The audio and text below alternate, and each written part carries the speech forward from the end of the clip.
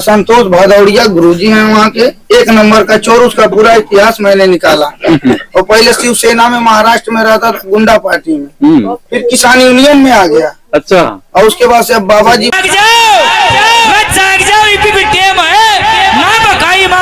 फलाना चौकी लाओ, फलाना दरबार लाओ, फलाना बाबा, नहीं आता किसी में कुछ भी। इसके अंदर कोई शक्ति उक्ति नहीं है, ठीक है।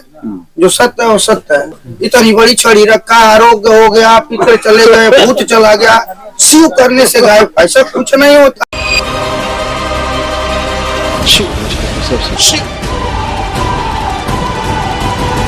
शिव बैलेंस हैं। जी हाँ, ये वही करौली शंकर हैं जो झाड़ फूक तांत्रिक क्रियाओं से ही बाधाएं और बीमारियां दूर करने का दावा करते हैं। सब पाखंड करते हैं, सब ढोंग करते हैं, नहीं किसी में कोई बाबा कोई माता नहीं आती, कुछ नहीं आता किसी के अंदर। दोस्तों, ये है राहुल भामरा जो भ्रमित है संतोष सिंह भदौरिया उर्फ करौली शंकर के पाखंड में, जो सनातन का नाम ले लेकर लोगों से धन ऐंठते। गुरु जी से मिलना हो तो कहे कि 11,000 लगेगा। अरे भैया, भूत प्रेत को तो ऐसे कहता है शमशान काली है, शिव सुहा ले जाओ, माँ को खिला दो। माँ कभी काली को खाती है, काली को खाएगी, कामाख्या काली को खाएगी। कहता है दुर्गा जी शरापित देवी देवता है, कहता है सारे देवी देवता शरापित है। मेरा चैलेंज है खुला, मेरे बबूतरी छोड़ कर दिखाओ किसी में मत हो। खुला चैलेंज है रामधन गोस्वामी का, रिकॉर्ड कर लो मेरी बात ना, डाल देना सोशल मीडिया पे। मेरे अंदर भूत भूतनी बाढ़ का दिखाओ, 1 लाख रुपये ले जाओ, मेरे पन्ना कर जाओ, बाढ़ का दिखाओ किसी में दम मत हो। बन गया। गुरु जी कहते हैं कि अगर 3 महीना बाद यहाँ का बंधन और हाजिरी नहीं लगाओगे तो यहाँ का जो पुण्य दरबार में वापस हो जाता है। ये बताइए, जिसको भगवान एक बार आशीर्वाद देते थे, क्या पुण्य वापस ले लेते हैं भगवान? हैं दोस्तों, पैसों की भूख से परिपूर्ण स्वयंभू पूर्ण गुरु संतोष सिंह का चेला चैलेंज कर रहा है कि हमारे पूर्ण गुरु करौली सरकार हर एक समस्या को दूर कर देते हैं। पूर्ण गुरु दूसरों के कर्म भोग नष्ट कर सकता है, दरबार प्रैक्टिकली करके दिखाता है। तुमको ओपन चैलेंज है रामपाल के चेलों को और रामपाल को, कर्म भोग नष्ट करके दिखाए। इतनी औकात और हैसियत हो तुम्हारी तो करके दिखाओ कर्म भोग नष्ट। दरबार तो डेली करके दिखाता है। लेकिन आपने ये नहीं बताया कि समस्या दूर करवाने के लिए कितनी फीस देनी पड़ती है। तो आओ देखते हैं बाबा की रेट लिस्ट।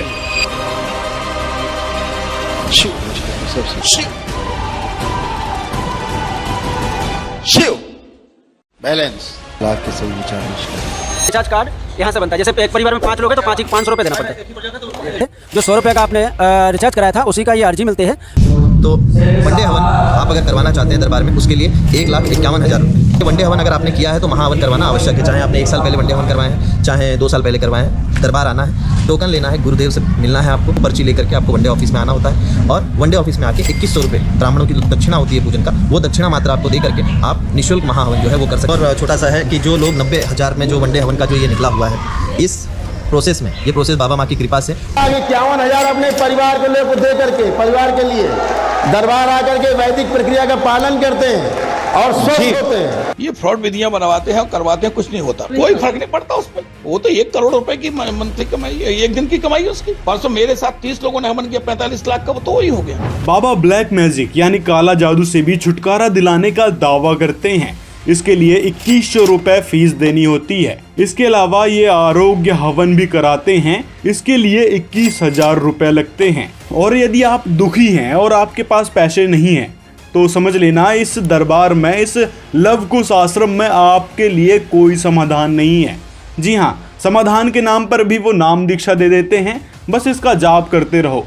जब तक आप ये हमारे यहाँ पैसे नहीं चढ़ाओगे या हवन नहीं करवाओगे या जो भी इनका ड्रामा चलता है, भभूति नहीं लोगे जो कि 100 रुपये की दी जाती है जो आपने देखा, तब तक आपको कोई लाभ नहीं मिलेगा। तो इस प्रकार से दोस्तों हर जगह इन्होंने पैसे ऐंठने का जरिया बना रखा है। दैवीय शक्तियों और आध्यात्म की ताकत से लोगों का दुख दर्द दूर करने का दावा करने वाले बाबा हवन पूजन के नाम पर इतनी फीस चार्ज करते हैं कि कोई बड़ा से बड़ा डॉक्टर भी क्या करता होगा। और अगर किसी ने इस तांत्रिक बाबा की पोल खोलने की कोशिश करी तो बाबा आग बबूला हो जाते हैं।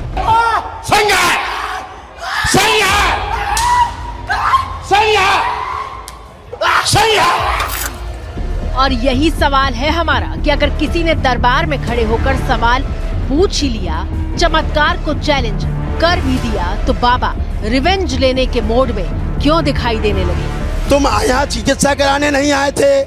बाबा के गुस्से का असर क्या हुआ ये तो आपने देख लिया। और इसी प्रकार इस तांत्रिक बाबा का चेला भी सच्चाई सुनकर आग बबूला हो रहा है।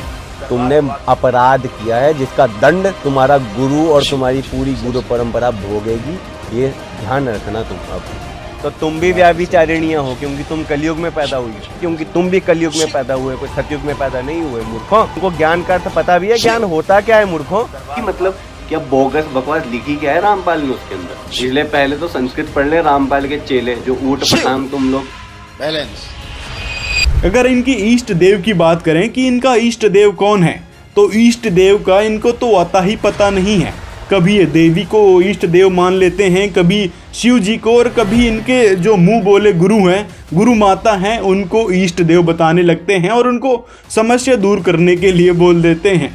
तो इसी प्रकार दोस्तों इनका ना कोई सिर है, ना पैर है, ना इनका कोई इष्ट देव है। और यदि इन करौली सरकार की बात करें, जो ये अपने आप को मुंह बोले गुरु मानते हैं, इनका नाम है राधा रमण जी, जो कि कानपुर के ही रहने वाले थे।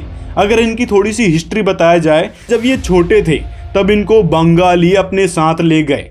वहाँ पर इनको 20 साल तक तंत्र मंत्र सिखाया गया। उसके बाद ये वापस कानपुर आ गए और निःशुल्क लोगों को तंत्र मंत्र के जरिए ठीक करने लगे।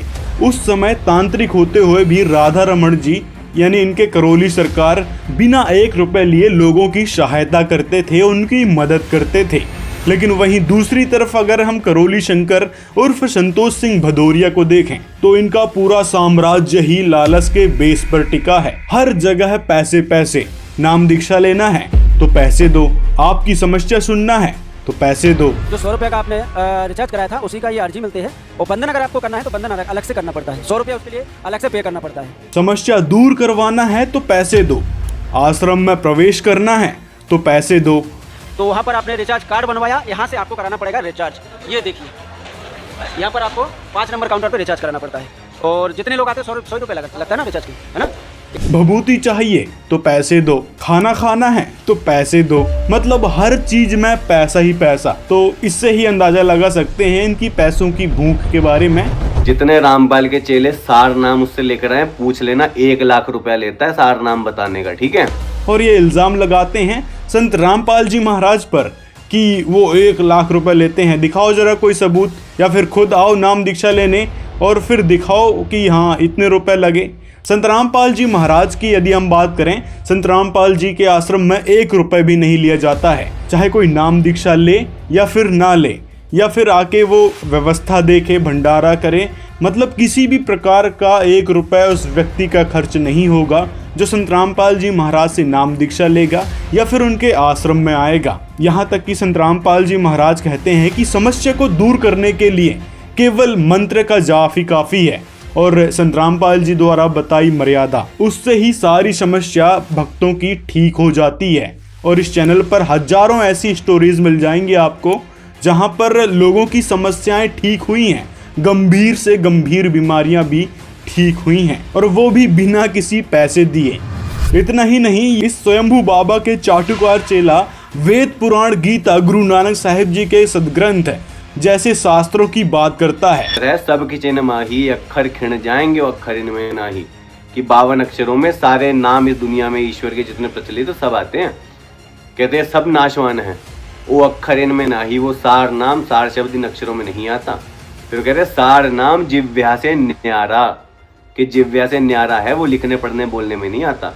तो जो आपने हल्ला काटा ना, आदि नाम है सत्य कबीरा। लेकिन गुरु किसे बना बैठा है? स्वयंभू तांत्रिक और फर्जी गुरु संतोष सिंह भदौरिया उर्फ करौली शंकर को, जिसे शास्त्रों की ABCD का भी ज्ञान नहीं है कि इन पवित्र शास्त्रों में लिखा क्या है, श्री कृष्ण जी गीता में क्या कह रहे हैं, या फिर देवी भागवत महापुराण में देवी दुर्गा जी ने क्या उपदेश दिया है, किस भगवान का जिक्र किया है, किस मंत्र के बारे में बताया है, और वेदों में क्या महिमा गाई हुई है उस परमात्मा की। और यहाँ तक कि इसका जो बांद्रा है ये भी बस पढ़ पढ़ के बता देता कि यहाँ ये लिखा, वहाँ वो लिखा, जाओ चेक कर लो, करना है करो, नहीं करना मत करो। तो दोस्तों इसी प्रकार इसके गुरु भी लोगों को भ्रमित करते हैं, और ये भी लोगों को बस यहाँ ये लिखा है वहाँ वो लिखा है करके भ्रमित कर रहा है। क्षण के अंदर करौली शंकर महादेव के दरबार में भस्म हो जाएगी, खत्म हो जाएगी। मतलब इसी सच्चाई के कारण दोस्तों इसकी बौखलाहट का अंदाजा आप लगा सकते हैं कि किस प्रकार ये बौखलाया हुआ है। और यदि करौली शंकर या कहें इस करौली सरकार की बात करें तो इनको जब सदग्रंथों की ही कोई समझ नहीं है, सदग्रंथों का ही कोई ज्ञान नहीं है, तो फिर किस आधार पर आपके तांत्रिक बाबा पूर्ण गुरु हुए, जरा ये भी बताते चलना था। और यदि समस्या दूर करने पर ही इस तांत्रिक बाबा को आप पूर्ण गुरु मान बैठे हैं, तो जो आप कबीर साहब जी की वाणी दोहराते थे, इनको पूर्ण गुरु सिद्ध करने के लिए सतगुरु के लक्षण कहूँ, मीठे बैन विनोद, 4 वेद 6 शास्त्र कहे 18 बोध। तो ये वाणी तो इन पर बिल्कुल भी फिट नहीं बैठ रही है। इससे एक बात तो सिद्ध हो जाती है, स्वयंभू करौली शंकर या कहें संतोष सिंह भदौरिया सिर्फ और सिर्फ तांत्रिक बाबा हैं और झोला छाप गुरु बन बैठे हैं, जो पैसे लेकर लोगों की समस्या दूर करने का दावा करते हैं। लेकिन बीमारी ठीक भी होती है या नहीं, इस बात की कोई गारंटी नहीं है। प्रकाश नारायण भट्ट ने ई पेमेंट के जरिए कानपुर के करौली सरकार आश्रम को इन रुपयों की पेमेंट की। बदले में बाबा करौली सरकार उर्फ संतोष सिंह भदौरिया ने इनसे कहा कि वो हवन करवाते ही सारी बीमारियों से मुक्त हो जाएंगे। लेकिन हवन के बावजूद जब भट्ट साहब को कोई फायदा नहीं हुआ तो उन्होंने बाबा से शिकायत की, मगर बाबा ने उन्हें ये कहकर टरका दिया कि अभी जाओ यहाँ से, सब ठीक हो जाएगा। रिटायर्ड दारोगा साहब को किडनी स्टोन समेत कई तरह की बीमारियां हैं। खुद उनकी पत्नी को भी सांस की तकलीफ है, लेकिन जो तकलीफ पहले थी वही तकलीफें अब भी हैं। और साथ ही बाबा पर ढेरों इल्जाम लग चुके हैं कि लवकुश आश्रम के दरबार में जो भूत प्रेत का नाटक करते हैं, दुखी होने का नाटक करते हैं, उनको एक्टिंग के लिए पहले से ही तैयार कर रखा होता है। अब ये बात सच है या नहीं, इस बात को यहाँ से लुटे पिटे लोग ही समझ सकते हैं, जिन्होंने इस तांत्रिक बाबा पर लाखों रुपए लुटाए, लेकिन फिर भी समस्या दूर होने का नाम ही नहीं ले रही है। इलाज से बीमारी का ठीक होना तो दूर, उल्टे आश्रम से परिवार के बुजुर्ग सदस्य ही ऐसे गायब हो गए कि आज तक ढूंढे नहीं मिल रहे। परिवार का कहना है कि बाबा करौली सरकार के कहने पर उन्होंने हवन के लिए आश्रम में 1.25 लाख रुपए की पर्ची भी कटवाई, मगर कोई फायदा नहीं। और वहीं दूसरी तरफ राहुल बांद्रा जैसे लोग हैं जो संत रामपाल जी महाराज पर सवाल खड़ा कर रहे हैं। पहले तो अगर इस राहुल बांद्रा की बात करें तो शायद ये पहले सिख धर्म को फॉलो करता रहा होगा, क्योंकि इसकी हर एक वीडियोस में गुरु नानक देव जी की वाणी मिल ही जाएगी, जो कि करौली शंकर पर कहीं से कहीं फिट ही नहीं बैठती, क्योंकि ये तो तांत्रिक क्रियाओं में ही लिप्त रहते हैं। और दूसरी तरफ यदि गुरु नानक देव जी की बात करें तो उन्होंने गुरु बनाने पर और ज्ञान समझने पर ज्यादा ही महत्व दिया है। और गुरु नानक देव जी की वाणियों को ये किस पर फिट करने की कोशिश कर रहा है? इस स्वयंभू पूर्ण गुरु पर, जो गुरु स्वयं राजनीति के चक्कर में पड़े हैं। कहा जाता है कि बाबा ने खुद 1990 के दशक में भारतीय किसान यूनियन से राजनीति में एंट्री ली। उसके बाद उन पर खुद कई मुकदमे हुए। मुकदमों से पीछा छुड़वाने के लिए वह करौली शंकर बन गए और लोगों का उपचार करने लगे। एक तो ये कारण है इनके गुरु बनने का, और दूसरा जो इन्होंने तांत्रिक क्रिया सीखी है उसको लोगों पर अप्लाई करके धन ऐंठने का दूसरा बड़ा कारण है। और अगर गुरु नानक देव जी की वाणियों की बात करें, जिनकी वाणियों से ये बंदा प्रभावित है और उनकी वाणियों को दोहराते रहता है, तो आपको ये पता होना चाहिए कि गुरु नानक देव जी के आखिर गुरु कौन थे और वो किस मंत्र का जाप किया करते थे। साथ में जिस आप अजप्पा जाप की बात करते हैं, साहब ने कहा कि एक नाम जुग 4 उदारे, कि एक नाम जिसने चारों युगों को तारा है। इसके बारे में भी गुरु नानक देव जी को कबीर जी ने ही बताया था, जिसका जिक्र वो इस किताब में करते हैं। ये देखिएगा गुरु नानक देव जी कौन सा मंत्र वो 2 अक्षर का जाप करते थे। देखिएगा, भाई बाले वाली श्री गुरु नानक देव जी दी जन्म साखी। अब इसके 559 पृष्ठ पर ये देखिए, समुद्र दी साखी पृष्ठ 559। आगे गुरुजी ओम सोहम का जप करते चले जा रहे थे। दिस इज सतनाम और दीज आर 2 अक्षर 2 वर्ड, ये है वह 2 अक्षर। अपने आत्माओं किसी को ये पता लग ही रहा है तो कि सतनाम अब क्या है, क्योंकि डिस्क्लोज करना ही है, नहीं तो भ्रम रह जाएगा, कोई समझ नहीं सकेगा भगवान की वाणी को।